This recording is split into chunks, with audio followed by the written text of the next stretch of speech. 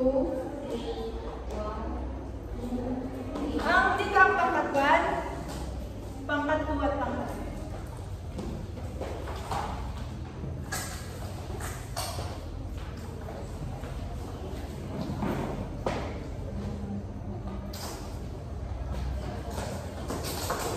Okay na ba? Opo. Sa unang larawan, ano sa tingin niyo ang pinapakita sa unang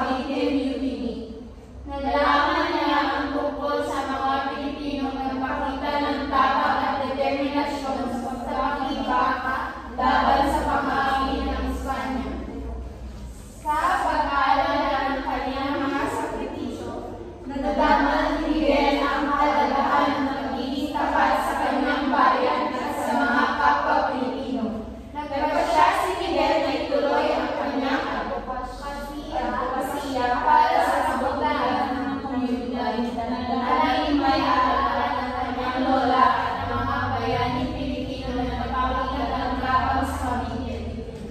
Sa pamamagitan ng kanyang mga gawain ng kabuluhan, patuloy na namumuhay si Miguel sa puno ng pag-asa at pagmamahal para sa mayang bayan at kapwa. Ano na ulit ang pamagandang storyang ating binasa? Puno ng pag-asa. Mula sa istoryang ito, ano ang nangyari sa lola ni Miguel? Umanaw siya dahil siya ay pinatay. Bakit daw siya pinatay sa kwento? Tinatarangang nagtaksil sa kanilang barangay. Pinantaran siya nagtaksil sa kanilang Barangay. barangay. So ano naman ang naging epekto ng trahedya ito sa kay Miguel? Nagdulot ito ng malalim na lungkot at galit sa kanya. Dulot ito ng malalim na lungkot at galit sa kanya. Ngayon, paano naman na-influensyahan si Miguel sa kanyang narinig na kwento na mula sa Cavite Mutiny ang kabayanihan ginawa ng Bursa? Dahil sa kwento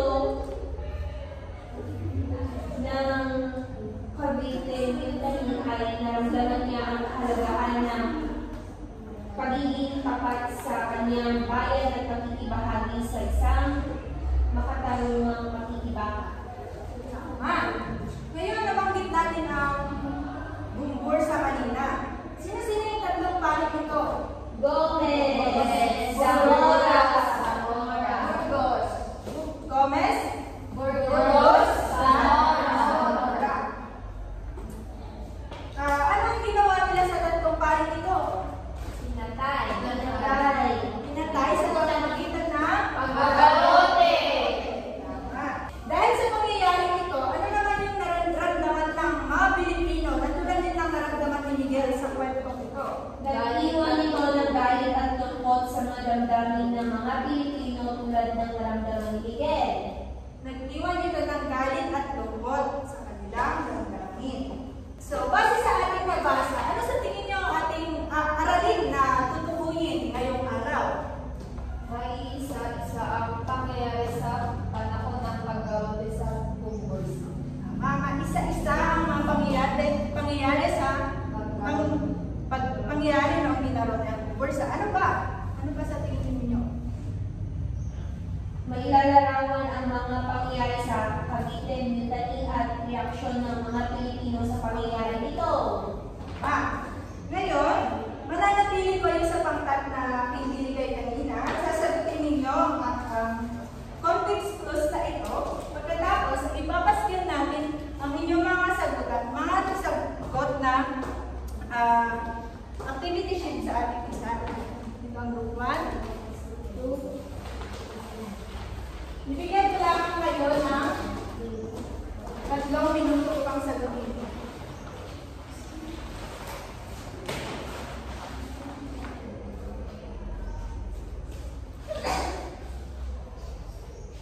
Ma'am, nagsusunod na po.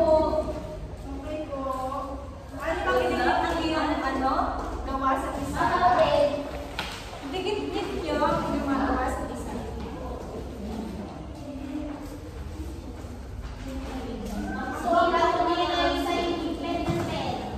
Hindi. Group 1.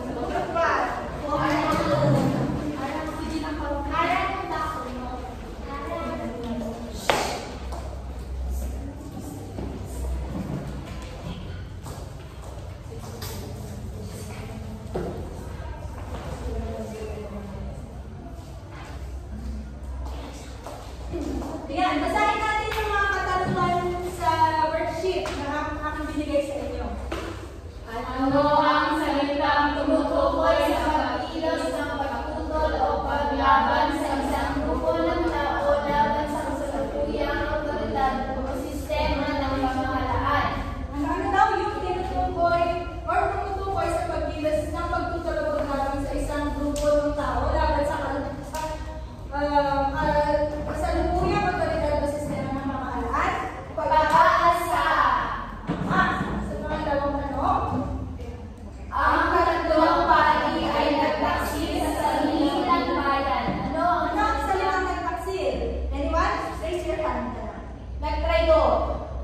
nagtraidor. Nagtraidor o nagkasala sa kanyang walaan, responsibilidad o tiwala. Pangatlo, Ano ang tawag sa mga Pilipinong pari na nagsisilbi gawa ng kapakanan at paninindigan sa panahon ng Kastila? ano tawag sa mga pare? Martir. Sila daw ay mga martir. Apat, Anong termino ang naglalarawan ng isang malaking pagkilos ng mamayan laban sa mga namumuno sa kapakanan? Insurrection. Tama.